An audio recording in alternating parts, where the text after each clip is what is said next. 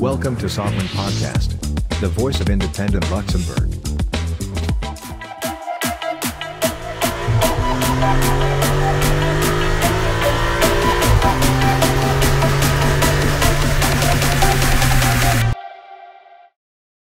Bonjour. Aujourd'hui, nous recevons Francesco Loperfido, directeur général du Garage Intini, le concessionnaire Maserati exclusif du Luxembourg et de la Grande Région. Notre sujet aujourd'hui est l'automobile en pleine évolution. Francesco, bienvenue et merci d'être ici. Merci à toi, Paul. Vous représentez la troisième génération de votre famille à exploiter la concession à Bertrange. Avec 50 ans d'histoire au Luxembourg, votre famille est bien intégrée dans les deux cultures du Luxembourg et de l'Italie. Dans un certain sens, je pense que vous êtes un ambassadeur pour l'automobile du luxe italienne au Luxembourg. Encore une fois, bonjour Paul. Merci pour l'introduction. Merci à vous. Effectivement, je suis la troisième génération de la famille à travailler dans le garage Intini. Oui. Le garage, ça fait depuis 1964, maintenant 50 ans.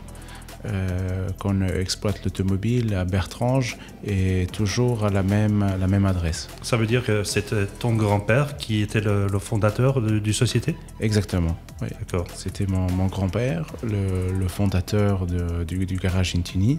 Il a débuté avec une station à essence, Chevron, oui. toujours à la même adresse, oui. Avec un petit atelier mécanique. Oui. Et vite, il s'est rendu compte que non, il doit élargir ses services, oui. en proposant de la vente de voitures neuves, voitures d'occasion et les ateliers aussi. D'accord. Et il avait toujours l'idée, tu penses, de vendre des voitures italiennes ?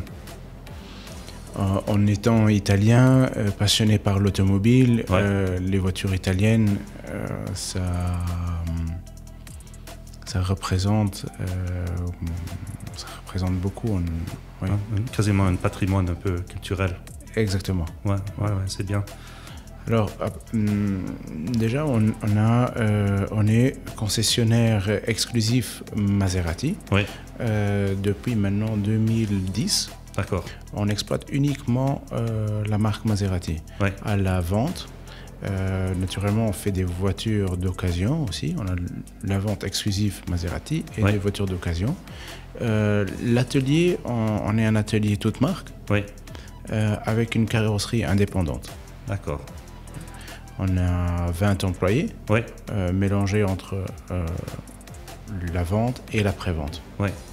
Et pourriez-vous nous en parler un peu des services ? Pour moi, c'était premièrement la société, 7 ans, elle est très longue en termes physiques. On se voit de la route Longwy à Bertrange, mais elle est très longue en effet. Et quand on rentre dans le showroom, elle est large déjà, mais il y a tous ces éléments en arrière. Il y a le mécanique, il y a pour mettre le storage des pneus.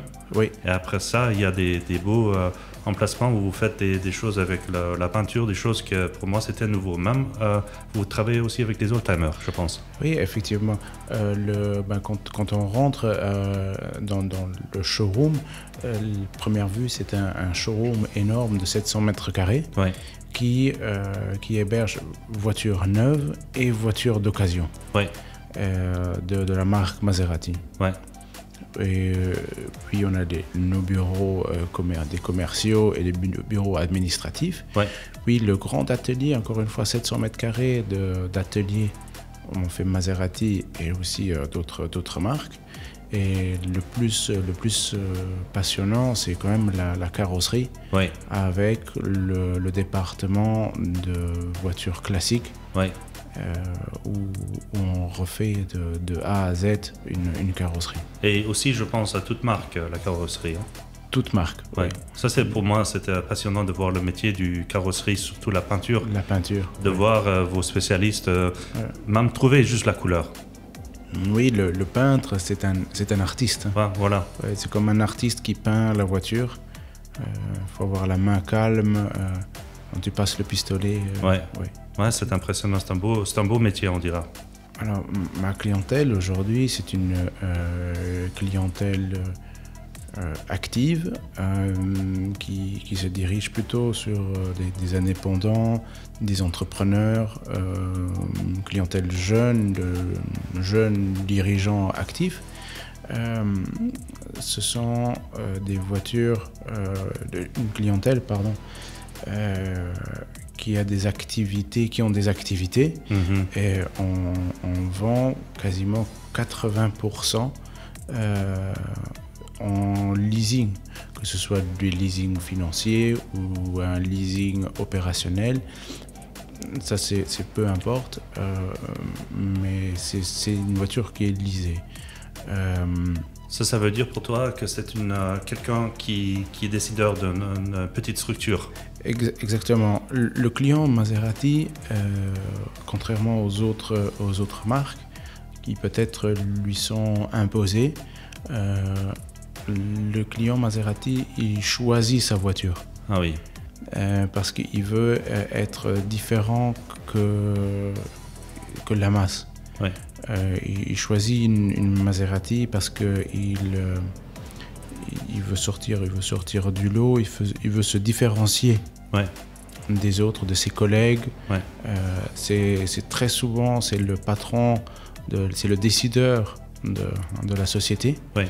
Et même si la voiture, elle coûte un peu plus cher qu'une autre voiture, c'est lui-même qui décide son budget, et il estime que c'est un certain mérite aussi de pouvoir rouler en Maserati, et ça reflète ses efforts qu'il fait au quotidien.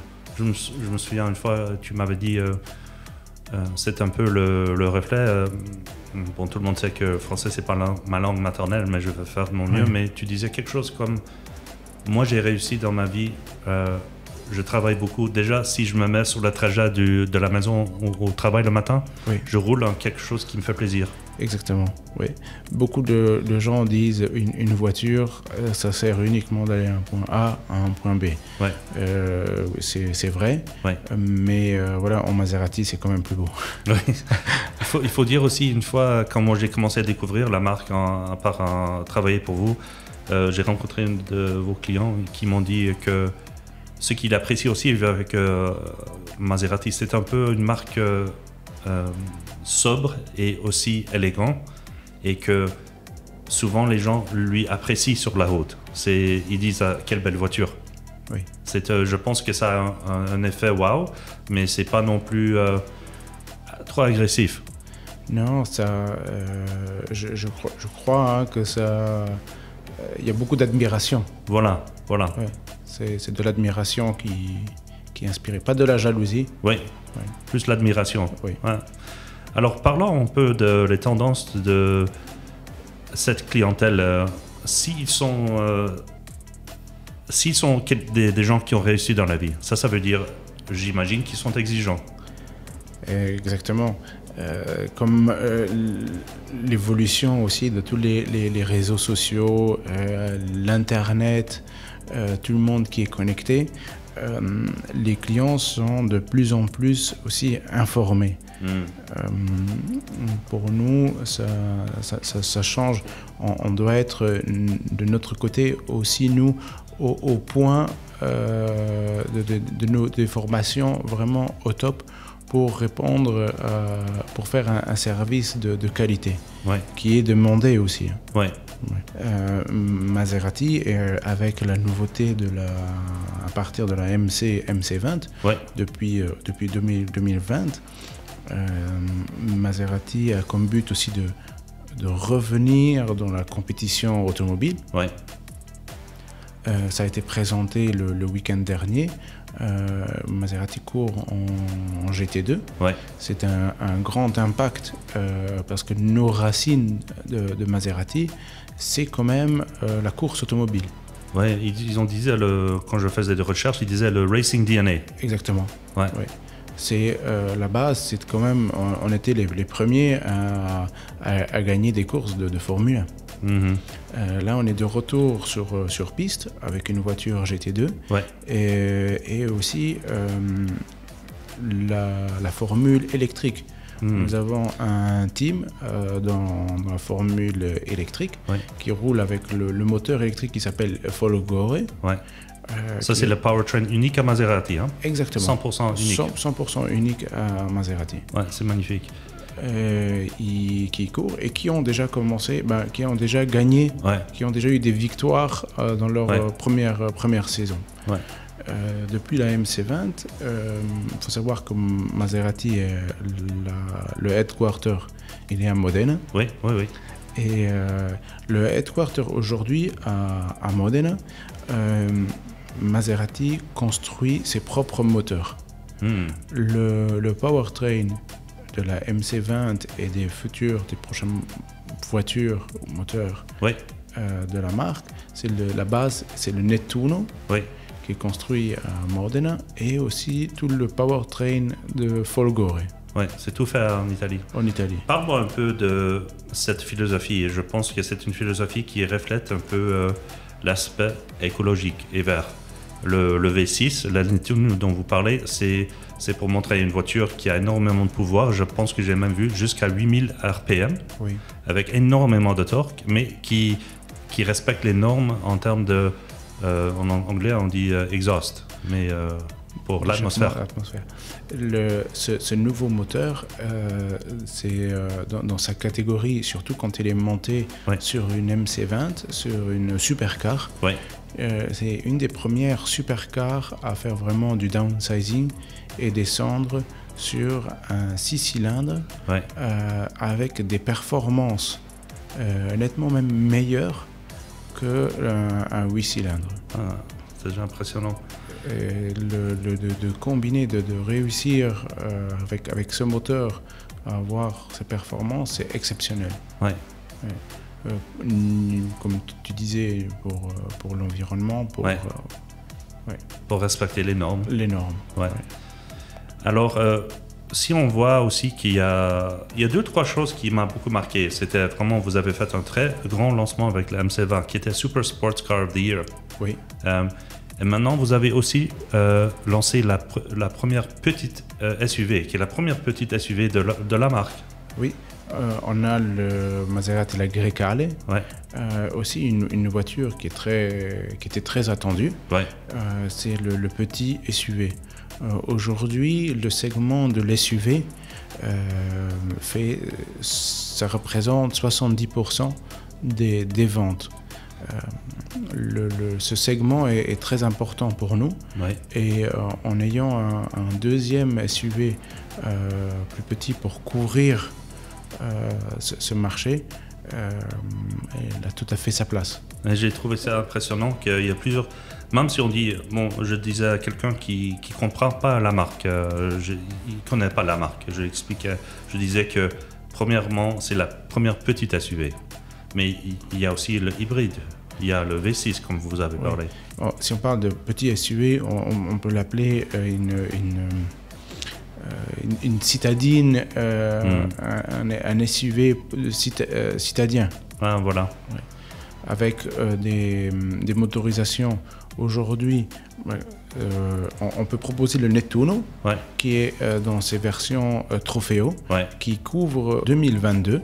Tout nouveau modèle de Maserati ne monte plus le fameux moteur de Ferrari.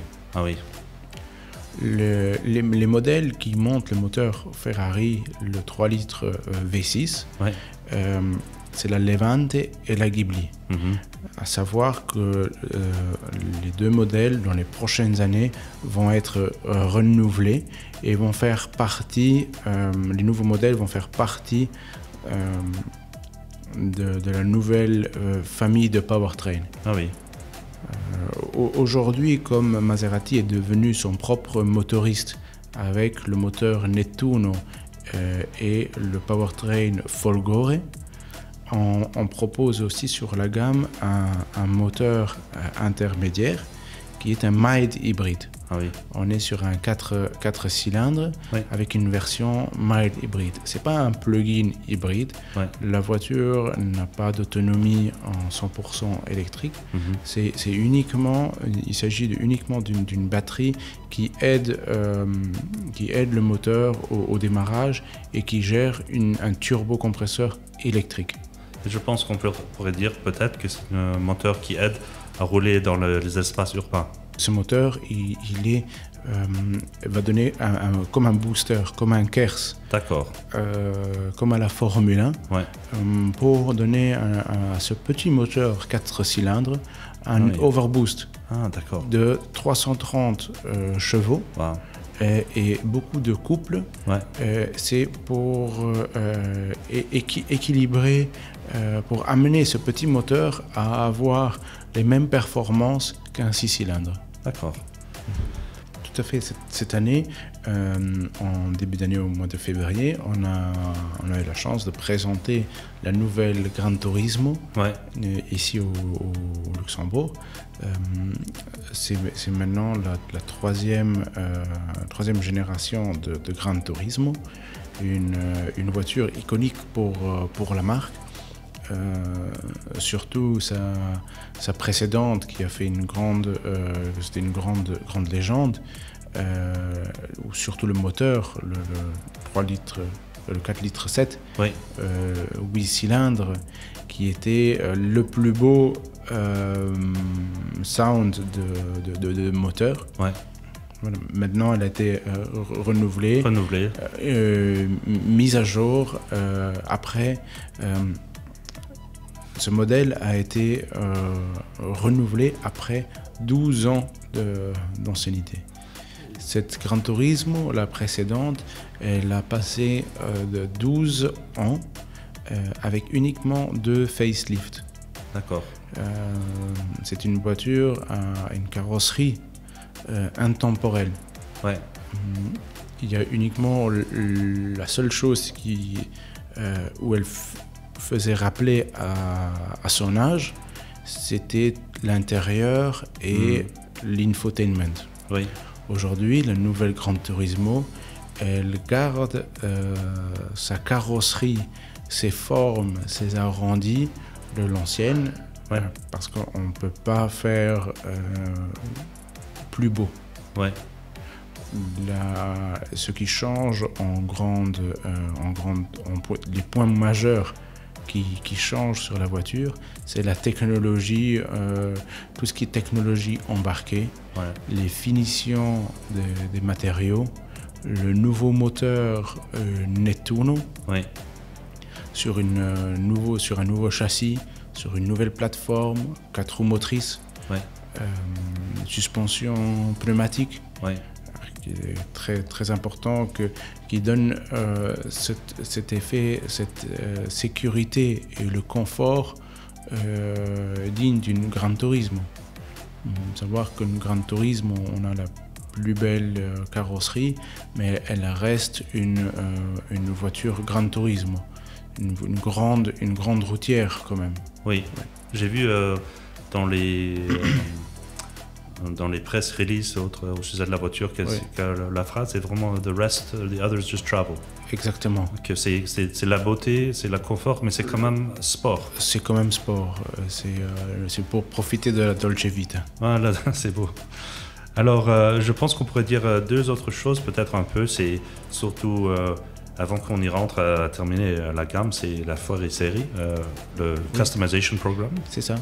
Maserati, aujourd'hui, ils ont mis un système, une cellule au point, où on peut personnaliser sa voiture. Parfait. Cette cellule s'appelle le Fuori Série. Ça laisse le choix au client de personnaliser sa voiture jusqu'au minimum détail. Si le client le souhaite, il est pris en charge par un conseiller de la marque, un conseiller, un designer de la marque, qui accompagne le client dans tous ses choix pour créer une voiture individuelle. J'ai même vu que ça pourrait être badgé selon tes intérêts ou comme tu veux. Oui, on n'a presque pas de limite. Ah oui.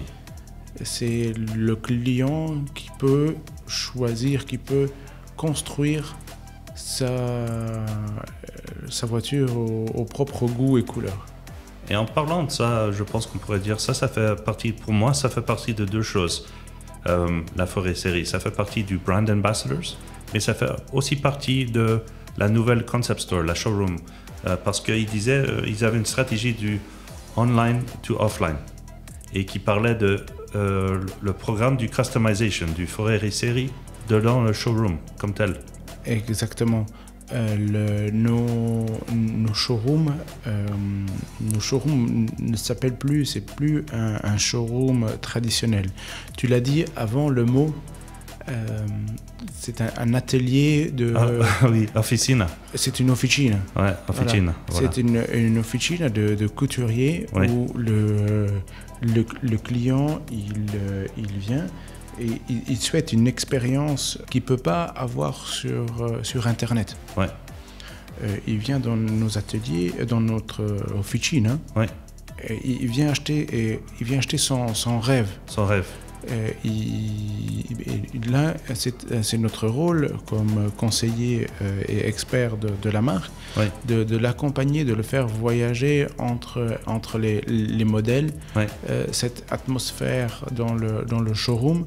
Et je pense que ce que j'ai lu, vous allez beaucoup travailler aussi avec un online to offline. Alors vous allez avoir de très grands écrans et la capacité de regarder et configurer le modèle en digital. Exactement. Ouais, oui. Faire la commande comme vous aidez avec votre conseiller. Voilà. On a là, je veux venir aussi sur le nouveau showroom. Bien sûr. Qu'on est en train de préparer. Ouais. Les travaux vont commencer d'ici peu, si pas avant les congés, alors tout de suite après la rentrée. Ouais. Un nouveau showroom où le département de voitures d'occasion et voitures neuves va être scindé. Ouais. Et il y aura une cellule exclusive aux voitures neuves et à toute cette officine de Forêt Série pour accompagner le client dans ses choix et lui donner une expérience exclusive de son achat. Et je pense que la marque a très bien fait pour montrer déjà des ambassadeurs qui ont créé leur propre Forêt Série. On pourrait parler de David Beckham, de Massimo Bottura. Oui. Ils ont déjà, eux, lancé quelques voitures. Hein. Département Forêt Série, avec le marketing aujourd'hui, ils sont appuyés par beaucoup d'influenceurs dans différents domaines, que ce soit domaine de sport, culinaire ou cinéastes, de gens connus qui roulent, eux, des gens avec des personnalités qui ont personnalisé les Maserati à leur goût et sont devenus ambassadeurs de la marque. Il faut dire que moi j'étais très impressionné par le récent de David Beckham, c'est le Royal Verde, je pense, et aussi je pense c'est Midnight Blue. Midnight Blue. Ouais, c'est super beau les couleurs. Et une petite anecdote, on a quand même vendu une MC20 Midnight Blue à un client qui est venu. Il a dit je veux la même voiture que David Beckham. Ah, c'est impressionnant. Et ça existe aussi, ça porte ses fruits. Ça porte ses fruits, c'est très bien. Ouais. Le département classique de Maserati a débuté cette année. Oui. C'est un département qui, déjà, comme la marque, c'est une marque plus que centenaire. Aujourd'hui, on est sur 114 ans. Il y a beaucoup d'histoires, il y a beaucoup de passé, il y a beaucoup de voitures, d'histoires à faire connaître et à renaître. Ce département, aujourd'hui, est là pour aider les clients à certifier leur voiture oldtimer. Oui. Ça veut dire le client a la possibilité de se faire accompagner des experts de l'usine pour faire une restauration de la voiture. Oui. Naturellement, c'est en nombre limité, vu que l'usine elle débute avec ce programme. Elle donne l'opportunité de faire venir le client et sa voiture à l'usine. Un check complet est fait avec l'usine et l'usine met en place un plan de restauration comme en état neuf. Ça dépend de projet à projet. C'est pas encore à grande échelle, mais c'est sur mesure. C'est sur mesure. Voilà.